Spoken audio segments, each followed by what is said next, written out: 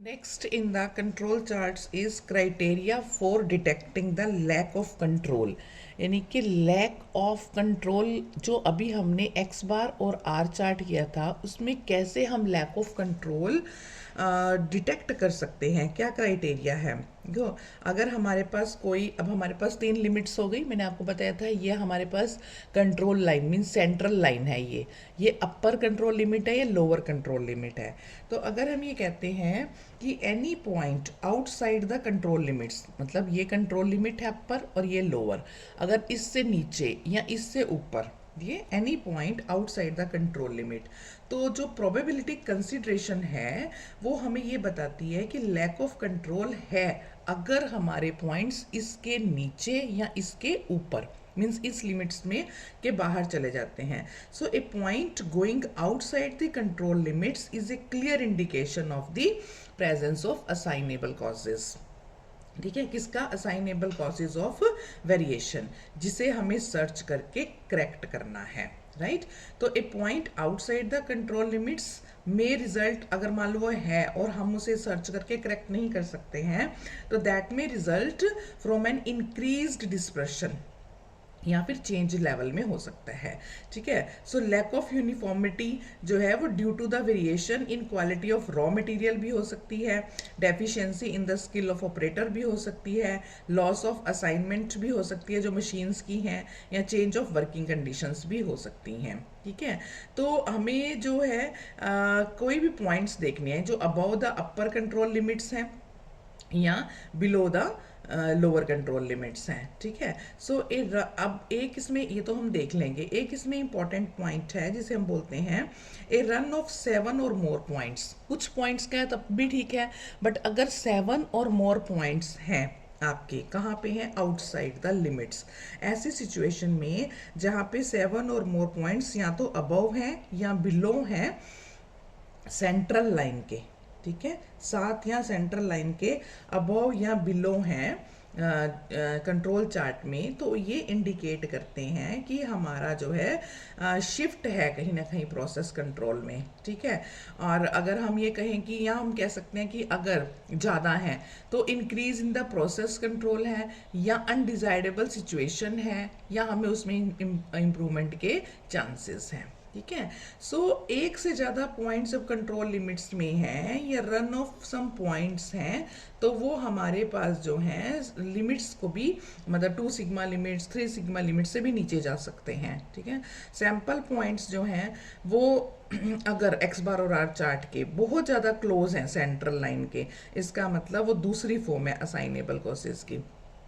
तो कहने का मतलब ये है कि इस तरह के पॉइंट्स की, अगर कुछ पॉइंट्स इसके क्लोज हैं, कुछ पॉइंट्स इसके नीचे क्लोज हैं, तो हम कहेंगे वो दूसरी फॉर्म है असाइनेबल कॉजेज की। तो ये इसकी इंटरप्रिटेशन है, किस तरह से हम इसकी इंटरप्रिटेशन कर सकते हैं। ठीक है, मतलब हमें कैसे इसे इंटरप्रेट करना है, या उसमें कोई प्रेजेंस है ट्रेंड की, ट्रेंड दिखा रहा है, या उसमें कोई प्रेजेंस है साइकिल्स की, कोई साइकिल बना रहा है, वो कैसे, वो मैं आपको बताती हूँ। देखो, इस तरह से जो बुक में हमारे चार्ट बना हुआ है, this is the chart on page 1.15 की कंट्रोल प्रोसीजर जो है एक्स बार और आर चार्ट्स का कैसे हो सकता है। हम नंबर ऑफ सैंपल्स लेते हैं, एक्स बार और आर का कैलकुलेट करते हैं। अगर आर होगा तो आर करेंगे, आर चार्ट बना रहे हैं, एक्स बार होगा, मीन होगा तो हम एक्स बार को कैलकुलेट करेंगे, फिर हम फाइंड करेंगे एक्स बार बार, ये बताया था ना मैंने, इस सैंपल का भी मीन और आर बार।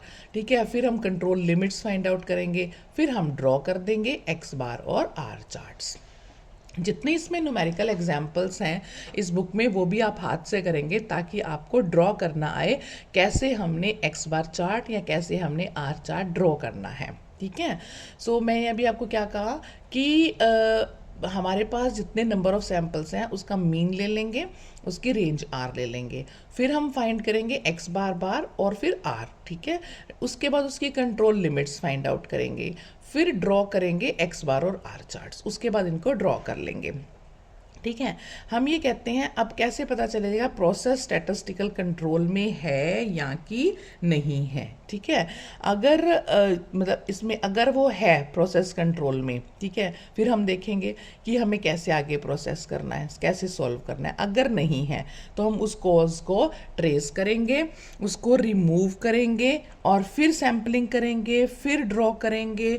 ठीक है, फिर प्रोसेस को देखेंगे कंट्रोल में है नहीं है, फिर कॉज ट्रेस करेंगे, फिर उस कॉज को जो भी कॉजेज उसके आएंगे उसे रिमूव करेंगे, फिर उसकी सैम्पलिंग करेंगे, फिर उसे ड्रॉ करेंगे। ऐसे प्रोसीजर चलता रहेगा। लेकिन अगर वो कंट्रोल में है, ठीक है, तब हम क्या करेंगे, उसकी सैम्पलिंग प्रोसेस कंट्रोल के लिए करेंगे और फिर detection of lack of control जो मैंने अभी बताया है वो करेंगे कि अभी हमें इस प्रोसेस को रीसेट करना है, नहीं रीसेट करना है तो हमें उसकी स्पेसिफिकेशन देखनी है, क्या हमें प्रोसेस में कोई चेंज करना है, 100% उसकी इंस्पेक्शन करनी है और फिर से उस प्रोसेस को करना है। ठीक है, so this is very important, means control procedure for X bar and R charts. ठीक है, इसमें हमें सब देखना पड़ता है कि क्या ट्रेंड्स हैं उसमें, हमें कैसे हम उसके पॉइंट्स को, ये देखो जैसे मैंने अभी आपको बताया था उसी तरह से हम इसको ड्रॉ कर सकते हैं। ये देखो, ये जो बोल्ड लाइन है this is our control line, central जो बोल्ड लाइन से किया है। उसके बाद ये जो डॉटेड है दिस इज अपर कंट्रोल और जो नीचे डॉटेड है दिस इज लोअर कंट्रोल। अब अगर ये इस फॉर्म में आ रहा है, देखो देख रहे हो आप, तो ये मतलब ये बता रहा है कि किस तरह से एक ट्रेंड है जो इंक्रीजिंग है और इस तरह से आ रहा है तो एक डिक्रीजिंग ट्रेंड है। Means you can find out the presence of trends. जो सैंपल पॉइंट्स हमने कंट्रोल चार्ट में रखे हैं वो जो इंडिकेट कर रहे हैं असाइनेबल कॉजेज को, वो असाइनेबल कॉज बता रहा है कि ट्रेंड पैटर्न है, इनमें ट्रेंड पैटर्न है। ठीक है, जो इंडस्ट्री में हम यूज करते हैं कि ट्रेंड जो है वो मे बी अपवर्ड हो सकता है, मे बी डाउनवर्ड हो सकता है, राइट। इसी तरह से हम प्रेजेंस ऑफ साइकिल्स देखते हैं कि क्या कोई साइक्लिक ट्रेंड बन रहा है। ये देखो नीचे वाली फिगर में ये साइक्लिक ट्रेंड बन रहा है। This is bold line is your control, CL line, this is upper control, this is lower control. ठीक है, तो ये हम इसका ट्रेंड देख सकते हैं। इसकी इंटरप्रिटेशन भी वो आता है, interpretation of X bar and R chart, चाहे वो आर चार्ट है चाहे वो एक्स बार है, उसकी इंटरप्रिटेशन भी हम कैसे, मतलब आर चार्ट है, इन कंट्रोल कब कहेंगे, आउट ऑफ कंट्रोल कब कहेंगे। ठीक है, जब 7 रन्स की बात कर रहे हैं तब हम क्या कहेंगे। ठीक है, तो ये देखो, अगर हम कहते हैं इन कंट्रोल का मतलब क्या है कि जो लेवल है प्रोसेस का वो थोड़ा शिफ्ट हो गया है या चेंज हो गया, उसको ऐसे इंटरप्रेट करेंगे। ठीक है, आउट ऑफ कंट्रोल का मतलब है कि वेरिएबिलिटी इंक्रीज हो गई है।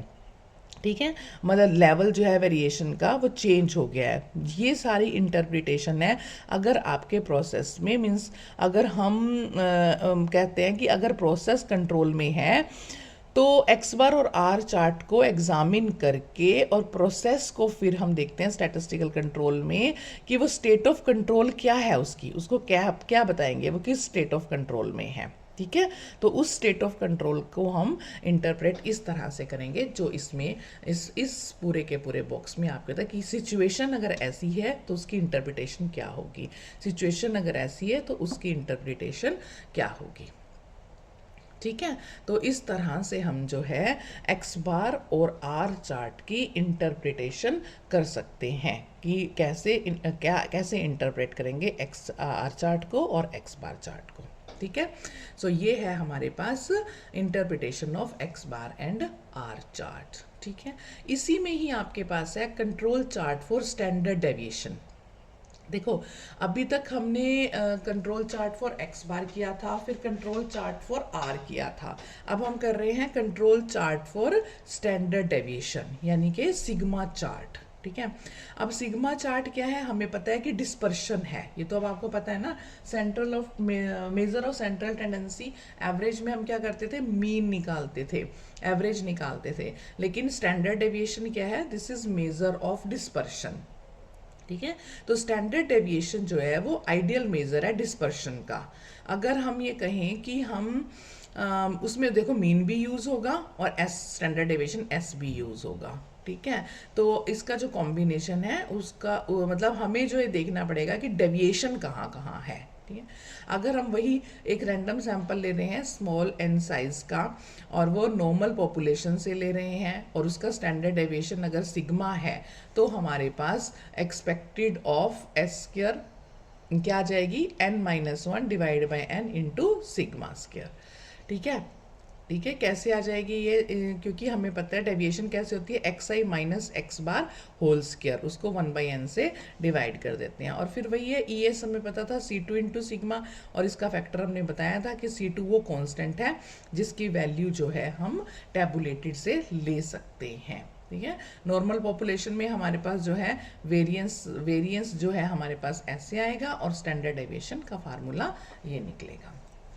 ठीक है, ये हमने कंट्रोल चार्ट्स की बात करी है इसके लिए। इसी तरह से इसकी अपर कंट्रोल लिमिट्स भी निकाल सकते हैं और इसकी लोअर कंट्रोल लिमिट्स भी निकाल सकते हैं। अब अपर कंट्रोल लिमिट्स इसकी आप निकाल सकते हो और लोअर कंट्रोल लिमिट्स भी इसकी निकाल सकते हो। अपर कंट्रोल लिमिट इसकी जो है क्या आ जाएगी, इसकी अपर कंट्रोल लिमिट अगर हम देखेंगे एस की, है ना, अब ये एस की है, तो expected of this S plus 3 standard error of S, यही हो गई।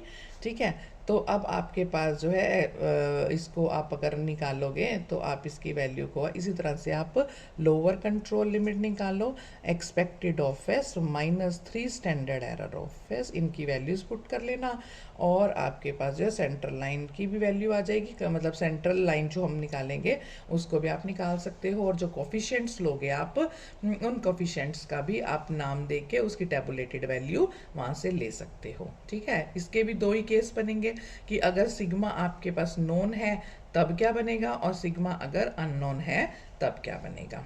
ठीक है, इसमें जितने रिमार्क्स दिए हुए हैं इसके बाद स्टैंडर्ड डेविएशन वाले रिमार्क्स के बाद आपने वो रिमार्क्स करने हैं ऑन पेज 1.18। ठीक है, control charts for standard deviation में जितने रिमार्क्स दिए हुए हैं वो आप पेज नंबर 1.18 वो रिमार्क्स भी आपने करने हैं।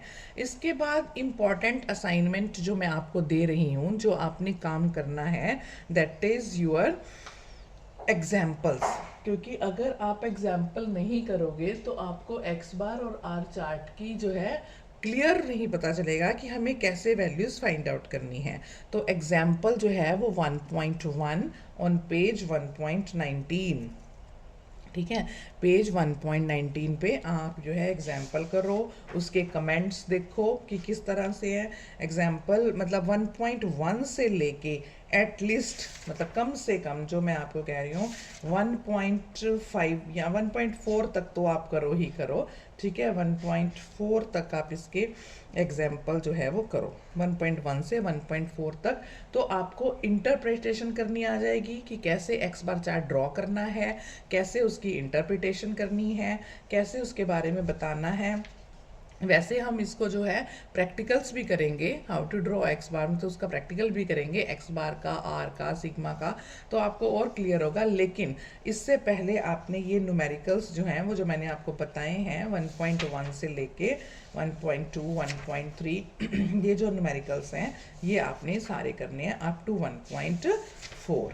ठीक है, न्यूमेरिकल्स करोगे, उसके आगे भी आप कर सकते हो। मैंने कहा है कि कम से कम 3-4 करने हैं, बाकी आपके ऊपर है कि आप कितने न्यूमेरिकल्स करना चाहो, आप वो न्यूमेरिकल्स कर सकते हो। ठीक है, इसके बाद हम करेंगे नेक्स्ट लेक्चर में कंट्रोल चार्ट फॉर एट्रीब्यूट्स, क्योंकि अभी तक जो हमने किया था वो था कंट्रोल चार्ट फॉर वेरिएबल्स। अभी तक हमने कंट्रोल चार्ट फॉर वेरिएबल्स किया था, अब हम कंट्रोल चार्ट फॉर एट्रीब्यूट्स करेंगे नेक्स्ट लेक्चर में। ठीक है, तो इससे पहले जितना हमने फॉर वेरिएबल्स किया है, कंट्रोल चार्ट्स होते क्या हैं, उसको कैसे डिटेक्ट करते हैं, उसको ड्रॉ करने के लिए कौन से स्टेप्स हैं, फिर ड्रॉ करने के बाद उनकी इंटरप्रिटेशन कैसे करते हैं, या detecting of lack of control में क्या क्या पॉइंट्स हैं वो सब आपने करने हैं।